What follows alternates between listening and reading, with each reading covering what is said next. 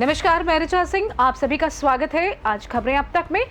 आज का एपिसोड खास है क्योंकि हम आपको लेकर चलेंगे देश की संसद से लेकर सड़कों तक, शिव भक्ति से लेकर सियासी रणनीति तक और अंत में उन सवालों तक भी जो हमारे समाज की संवेदनशीलता को सीधा चुनौती दे रहे हैं। लेकिन उससे पहले आइए एक नजर डाल लेते हैं इस वक्त की हेडलाइंस पर। बांग्लादेश वायुसेना का प्रशिक्षण विमान कॉलेज परिसर में गिरा, 1 की मौत, 100 घायल।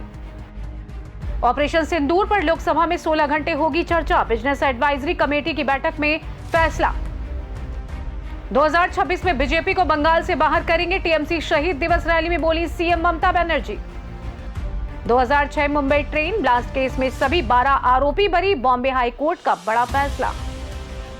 Online batting app case, ED ने गूगल मेटा को फिर भेजा सम्मन, 28 जुलाई को पेशी। कुछ लोग कांवड़ यात्रा को बदनाम करना चाहते हैं, वे कामयाब नहीं होंगे, बोले सीएम धामी। ऑपरेशन सिंदूर पूरी तरीके से सफल, दुनिया ने हमारा सैन्य सामर्थ्य देखा, बोले पीएम मोदी। लखनऊ में जनता दर्शन, सीएम योगी ने सुनी समस्याएं, दिव्यांग को दिलवाई ट्राईसाइकिल। सोने चांदी के दामों में बदलाव, 1,02,23 रुपए पहुंचा 24 कैरेट गोल्ड। बाजार पर लौटा निवेशकों का भरोसा, सेंसेक्स 442 अंक चढ़ा, निफ्टी 25,000 के पार। तो चलिए अब शुरू करते हैं खबरों का सिलसिला और सबसे पहले बात करते हैं संसद के मानसून सत्र की, जिसे प्रधानमंत्री मोदी ने विजयोत्सव का नाम दिया है।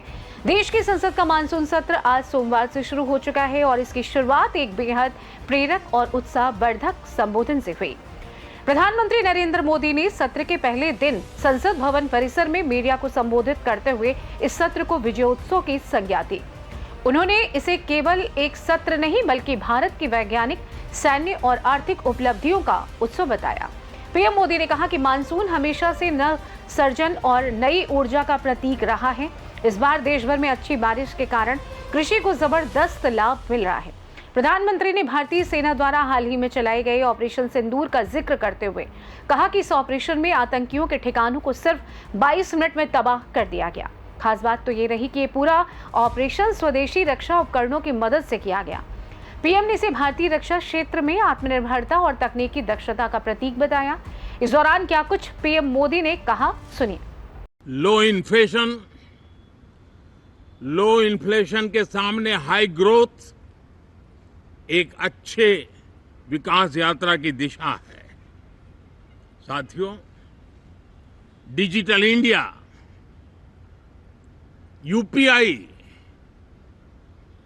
आज भारत के एक नए सामर्थ्य को दुनिया देख रही है, पहचान रही है और ज्यादातर देश में उसके प्रति एक आकर्षण पैदा हो रहा है। यूपीआई ने फिनटेक की दुनिया में अपने एक नाम कमाया है। रियल टाइम डिजिटल ट्रांजैक्शन दुनिया में सबसे ज्यादा हो रहे हैं। दुनिया में जितने हो रहे हैं, अकेले भारत में उससे ज्यादा हो रहे हैं। साथियों, पिछले दिनों इंटरनेशनल लेबर ऑर्गेनाइजेशन का एक वैश्विक समागम था और उसमें भारत ने बहुत बड़ी ऊंचाई प्राप्त की है। आईएलओ का कहना है कि 90 करोड़ से ज्यादा लोग भारत में अब सोशल सिक्योरिटी के दायरे में हैं। ये अपने आप में एक बहुत बड़ा अचीवमेंट है। उसी प्रकार से वैश्विक संस्था WHO ने ये कहा है कि भारत अब आंख की जो बीमारी आमतौर पर बारिश के सीजन में ज्यादा देखी जाती थी, ट्रैकोमा, अब भारत को WHO ने ट्रैकोमा फ्री घोषित किया है। तो आरोग्य के क्षेत्र में भी ये अपने आप में एक महत्व। वहीं प्रधानमंत्री मोदी ने देश की आंतरिक सुरक्षा को लेकर भी बड़ी बात कही। उन्होंने बताया कि नक्सलवाद का प्रभाव लगातार घट रहा है। सैकड़ों जिले अब इस खतरे से मुक्त हो चुके हैं। अपने संबोधन के अंत में कहा कि मानसून सत्र देशवासियों के आत्मविश्वास, वैज्ञानिक सोच, सैन्य मजबूती और लोकतांत्रिक मूल्य सबका प्रतीक बनेगा। खैर, बढ़ते हैं हम अपनी अगली रिपोर्ट की ओर। उत्तर प्रदेश की सड़कों पर इन दिनों बोल बम की गूंज के साथ कांवड़ियों का हुजूम उमड़ा हुआ है, लेकिन इस बार नजारा कुछ अलग है। भगवा झंडों और शिव के जयकारों के बीच लाल टोपी और समाजवादी झंडे भी दिखाई देने लगे हैं। वजह है समाजवादी पार्टी की सक्रिय भागीदारी, वो भी बेहद संगठित तरीके से।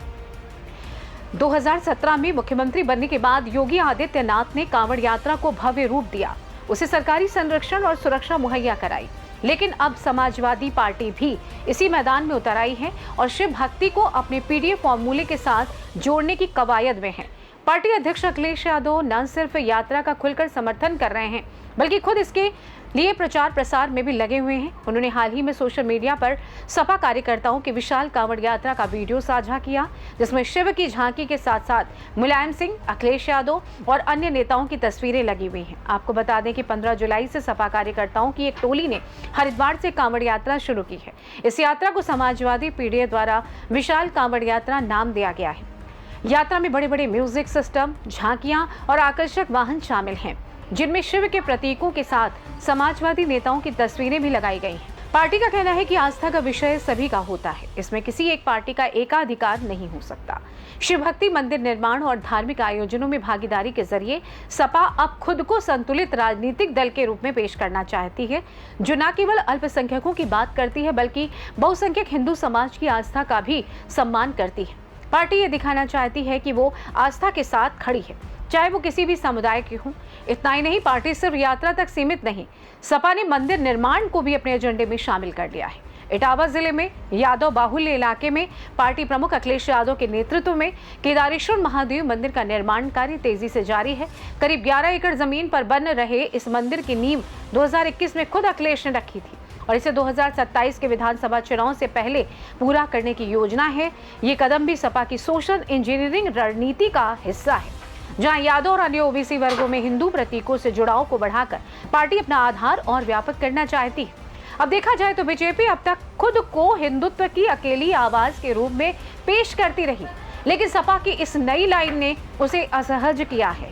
कांवड़ यात्रा में भागीदारी, मंदिर निर्माण, धार्मिक बयानों और आस्था के प्रतीकों को अपनाकर सपा का एक ऐसा सियासी स्पेस कब्जा करना चाहती है जो अब तक बीजेपी के पास था। साथ ही ये रणनीति पीडीए मॉडल को हिंदू प्रतीकों से संतुलित करने की भी कोशिश है, ताकि विरोधी ये ना कह सके कि पार्टी सिर्फ एक समुदाय की राजनीति करती है। उत्तर प्रदेश की राजनीति में अब कांवड़ यात्रा सिर्फ श्रद्धा का प्रतीक नहीं, बल्कि सियासी मोर्चे का नया मैदान बन चुके हैं, जहां मुकाबला अब सिर्फ विचारधाराओं का नहीं, आस्था की सियासत का भी है। खैर, बढ़ते हैं हम अपनी अगली रिपोर्ट की ओर। 2024 लोकसभा चुनाव में उत्तर प्रदेश से मिले तगड़े झटके के बाद भारतीय जनता पार्टी अब मिशन 2027 की तैयारी में जुट गई है। पार्टी नेतृत्व ने संगठन और सत्ता के समीकरणों को दुरुस्त करने की कवायद तेज कर दी है। हाल ही में मुख्यमंत्री योगी आदित्यनाथ की प्रधानमंत्री नरेंद्र मोदी, पार्टी अध्यक्ष जेपी नड्डा और केंद्रीय गृह मंत्री अमित शाह से दिल्ली में हुई मुलाकात ने प्रदेश की राजनीति में हलचल बढ़ा दी है। इन मुलाकातों से पहले यूपी के दोनों डिप्टी सीएम केशव प्रसाद मौर्य और ब्रजेश पाठक भी दिल्ली में केंद्रीय नेतृत्व से मिले। इन मुलाकातों का सिलसिला यूं ही नहीं, बल्कि बीजेपी के भीतर चल रहे सांगठनिक बदलाव और भावी रणनीति का हिस्सा है। अब साफ हो गया है कि पार्टी केवल लोकसभा की हार की समीक्षा नहीं कर रही, बल्कि 2027 के विधानसभा चुनाव को ध्यान में रखते हुए पॉलिटिकल रीसेट की दिशा में बढ़ रही है। उत्तर प्रदेश में अभी तक बीजेपी ने नया प्रदेश अध्यक्ष नियुक्त नहीं किया है। भूपेंद्र चौधरी का कार्यकाल पूरा हो चुका है और नया नाम तय नहीं हुआ है। इस मुद्दे पर ही पहले केशव, फिर ब्रजेश पाठक और आखिर में खुद योगी आदित्यनाथ दिल्ली पहुंचे। सूत्रों की माने तो इन बैठक में प्रदेश अध्यक्ष के लिए संभावित नामों पर चर्चा के साथ साथ सीएम योगी ने अपनी पसंद और नापसंद भी साफ शब्दों में रख दी है। प्रदेश अध्यक्ष की नियुक्ति से पहले बीजेपी राष्ट्रीय अध्यक्ष का चुनाव होगा और उसी के बाद उत्तर प्रदेश के अध्यक्ष का फैसला लिया जाएगा।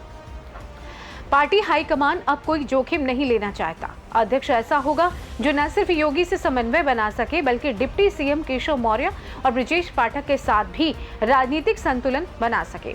आपको बता दें कि 2024 में बीजेपी को यूपी में सबसे बड़ा नुकसान गैर यादव, ओबीसी और दलित वोट बैंक के खिसकने से हुआ। खासकर पटेल, कुर्मी, सैनी, मल्ला, शक की बिरादरी का एक बड़ा वर्ग सपा के पीडीए फॉर्मूले के तहत बीजेपी से दूर हुआ। ऐसे में पार्टी नेतृत्व सामाजिक समीकरण को दुरुस्त करने के लिए प्रदेश अध्यक्ष की कमान ओबीसी समुदाय के हाथ में देने की रणनीति पर काम कर रहा है। पूर्वांचल से मुख्यमंत्री योगी आदित्यनाथ आते हैं। ऐसे में पश्चिमी यूपी या अवध क्षेत्र से अध्यक्ष बनाकर क्षेत्रीय संतुलन साधने की योजना बनाई जा रही है। सूत्रों के मुताबिक सीएम योगी ने पार्टी नेतृत्व को उन नेताओं की लिस्ट सौंपी जो हालिया चुनाव में संगठन से असंतुष्ट रहे या जिन्होंने खुलकर नाराजगी जताई। इन नाराज नेताओं को कैसे साधा जाए, इस पर भी बातचीत हुई। अब देखा जाए तो उत्तर प्रदेश बीजेपी में आने वाले दिनों में बड़े बदलाव देखने को मिल सकते हैं। 2024 की चोट से सबक लेते हुए बीजेपी अब 2027 की लड़ाई को जीतने के लिए पूरी ताकत झोंकने जा रही है। संगठन, नेतृत्व और रणनीति तीनों को एक साथ साधना अब पार्टी की सबसे बड़ी चुनौती है। खैर, जाते जाते आपको एक और अहम मुद्दे से रूबरू करवा देते हैं। क्या आपने कभी सड़कों पर किसी घायल को तड़पते देखा है और मदद करने से डर गए, या किसी दिन खुद किसी तेज रफ्तार वाहन की चपेट में आकर जिंदगी की जंग लड़नी पड़ी हो? भारत में हर घंटे औसतन 6 लोग हिट एंड रन का शिकार हो रहे हैं। आंकड़े भयावह हैं, लेकिन उससे भी ज्यादा डरावना है इंसाफ का ना मिलना। आखिर क्यों बनता जा रहा है भारत हिट एंड रन की कैपिटल? वहीं अगर हम आंकड़ों पर नजर डालें तो वाकई चौंकाने वाले हैं। 2018 से 2022 के बीच 2.45 लाख मौतें केवल हिट एंड रन से हुई, लेकिन सिर्फ 33,212 मामलों में दोषी साबित हुए, यानी हर दिन 6 मौतें और केवल 18 को इंसाफ। 2022 में अकेले 30,486 मौतें, 67,000 से ज्यादा मामले। मध्य प्रदेश और उत्तर प्रदेश में सबसे ज्यादा मामले। सरकारें बदलती हैं, नीतियां बनती हैं, लेकिन सड़क पर खून वही बहता है। नए कानून आए, जैसे कि हिट एंड रन को गैर जमानती बनाना, दोषी को 10 साल की सजा, लेकिन जब तक तकनीक, पुलिसिंग और सोच नहीं बदलेगी तब तक बदलाव अधूरा रहेगा। हर मोड़ पर कोई हादसे का शिकार खड़ा है, हर शहर में कोई इंसाफ का इंतजार कर रहा है। सवाल यही है कि क्या हम हिट एंड रन को एक सामान्य घटना मान चुके हैं, या अभी भी वक्त है कुछ बदलने का?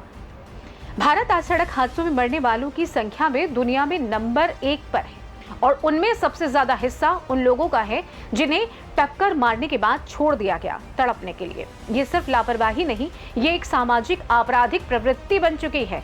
सवाल सिर्फ कानून का नहीं, जवाबदेही और संवेदनशीलता का भी है। तो आज की खबरें अब तक में बस इतना ही। ये थी आज की सबसे अहम और प्रभावशाली खबरें, जहां संसद में देश की सैन्य, वैज्ञानिक और आर्थिक ताकत का उत्सव मनाया जा रहा है।